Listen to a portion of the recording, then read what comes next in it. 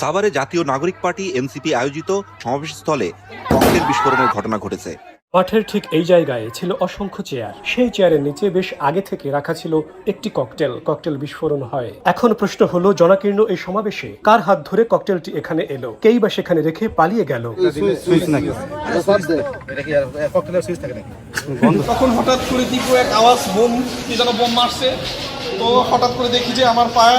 আমি তাকে নির্দেশ দিয়েছি 3 সদস্যের একটা তদন্ত কমিটি করতে, এবং মামলা হলে এটা তদন্তের সাথে আমরা এই ঘটনার সাথে যারাই জড়িত থাকুক না কেন, যে বা যারা, অবশ্যই আমরা। এবং একটা বিষয় আপনারা জানতে পেরেছেন যে ঠিক তৎক্ষণাৎই কিন্তু বিদ্যুৎ চলে যায় এখানে। আমরা সে বিষয়েও বিদ্যুৎ অফিসে যোগাযোগ করছি, বা সেখানেও আমরা এটাকেও সাসপেক্টের বাইরে রাখছি না। স্বরাষ্ট্রমন্ত্রী অতি দ্রুত তাদের আটক না করেন, তাহলে আমরা ধরে নিব সেই ষড়যন্ত্রের সাথে আপনিও জড়িত। প্রিয় দর্শক, এবার জানা গিয়েছে সাভার এনসিপি নেতা কর্মীদের উপরে কারা ককটেল বোমা হামলা করেছিল। এর সাথে ভারতের একটা লিঙ্ক রয়েছে, এবং প্রশাসনের এবং বিএনপির কারা কারা জড়িত সব কিছু এবার প্রকাশ্যে এসেছে। গ্রেপ্তার হয়েছে অনেকেই, এবং এনসিপি নেতা কর্মীদের উপর কারা কারা আহত আছে সব বিস্তারিত তথ্য তুলে ধরবো।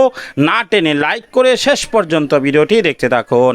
মাঠের ঠিক এই জায়গায় ছিল অসংখ্য চেয়ার। সেই চেয়ারের নিচে বেশ আগে থেকে রাখা ছিল একটি ককটেল। সাভারে এনসিপির জুলাই পদযাত্রা পরবর্তী সমাবেশের স্থলে সোমবার রাত 9:43 সেই ককটেল বিস্ফোরণ হয়। এখন প্রশ্ন হলো, জনাকীর্ণ এই সমাবেশে কার হাত ধরে ককটেলটি এখানে এলো, কেই বা সেখানে রেখে পালিয়ে গেল। কালবেলার সাভার প্রতিনিধি এই সমাবেশের স্থলের যেখানে দাঁড়িয়ে সংবাদ কভার করছিলেন, তার ঠিক 2 থেকে 3 হাত দূরে ককটেলটি বিস্ফোরিত হয়। সমাবেশে আসা নেতাকর্মীরা বলছেন, যখন ধীরে ধীরে মানুষ জড়ো হতে থাকে এবং যখন বিদ্যুৎ চলে যায়, ঠিক তখন কেউ এসে ককটেলটি চেয়ারের নিচে রেখে যান। নাহিদ ইসলাম ইতিমধ্যে তার বক্তব্যে সাভারের স্থানীয় এমপিকে সন্দেহ করেছেন। পাশাপাশি পুলিশের ভূমিকা নিয়েও প্রশ্ন তুলেছেন তিনি। নাহিদ ইসলামের শঙ্কা, বিএনপি নিষিদ্ধ দলের কোনো কর্মীকে ব্যবহার করে এই কাজ করে থাকতে পারে। ককটেলটি বিস্ফোরণের পর নাহিদ ইসলাম কি বলেছেন শুনুন।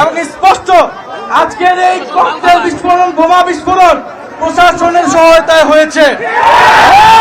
আমরা এখানে আসার সাথে সাথে কেন বিদ্যুৎ বন্ধ করে দেওয়া হয়েছিল, তারা বিদ্যুৎ বন্ধ করে দিয়েছিল।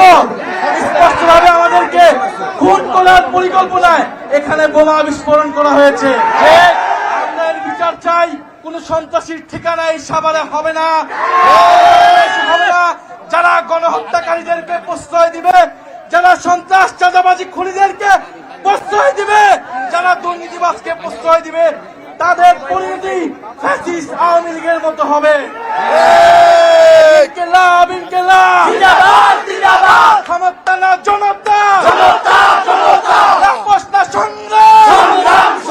স্বরাষ্ট্রমন্ত্রী অতি দ্রুত তাদের আটক না করেন, তাহলে আমরা ধরে নিব রাষ্ট্রের মধ্যে থেকে যারা এনসিপির সহ এই তরুণ উদীয়মান দেশপ্রেমিক নেতৃত্বকে নীল নকশার ষড়যন্ত্র করছে, সেই ষড়যন্ত্রের সাথে আপনিও জড়িত আছেন।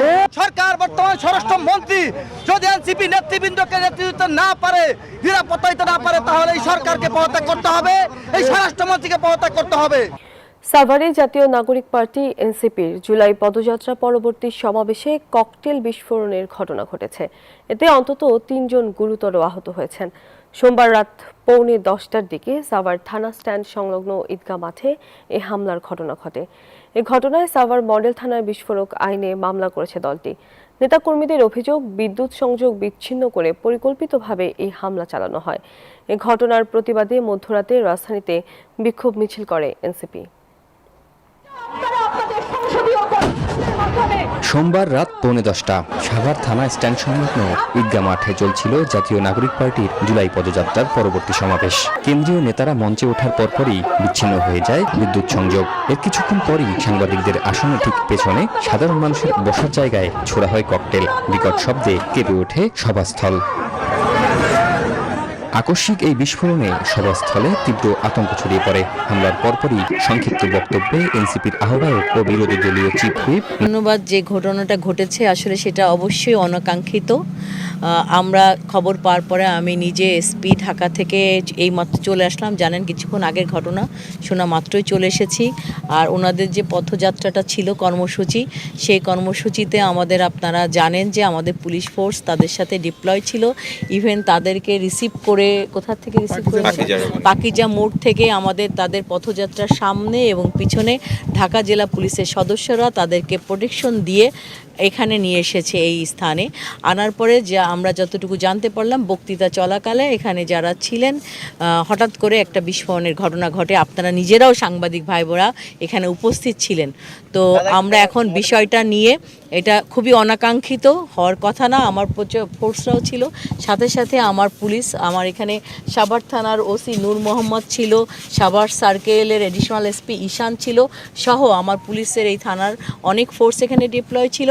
তারা সাথে সাথে স্টেজে যারা নেতারা ছিলেন, নাহিদ আমরা জানতে পেরেছি, সার্জিস বা আদার্স যারা এনসিপির শীর্ষস্থানীয় নেতৃবৃন্দ ছিলেন, তাদেরকে সাথে সাথে প্রোটেক্ট করা হয়েছে এবং ওনারা এই অনুষ্ঠানটাকে বক্তব্যের মাধ্যমে সমাপ্ত করেই তাদেরকে আমরা পুলিশ প্রোটেকশনে আবার এখান থেকে তাদেরকে গাড়িতে তুলে দিয়েছি। ওনারা বর্তমানে আমি জানতে পেরেছি সাভার থানাতে আছেন এবং এজাহার দেওয়ার জন্য তারা কাজ করছেন।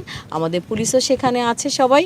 তো আমরা এটা তদন্ত করে দেখছি। আমি ইতিমধ্যে সার্কেল, আমার এডিশনাল এসপি সার্কেল তিনিও আছে এখানে জাহাঙ্গীর, আমি তাকে নির্দেশ দিয়েছি 3 সদস্যের একটা তদন্ত কমিটি করতে এবং মামলা হলে এটা তদন্তের সাথে আমরা এটি ঘটনার সাথে যারাই জড়িত থাকুক না কেন, যে বা যারা, অবশ্যই আমরা, এবং একটা বিষয় আপনারা জানতে পেরেছেন যে ঠিক তৎক্ষণাৎই কিন্তু বিদ্যুৎ চলে যায় এখানে, আমরা সে বিষয়েও বিদ্যুৎ অফিসে যোগাযোগ করছি বা সেখানেও আমরা এটাকেও সাসপেক্টের বাইরে রাখছি না, কোথাও কোনো কিছুই আমরা সাসপেক্টের বাইরে রাখছি না।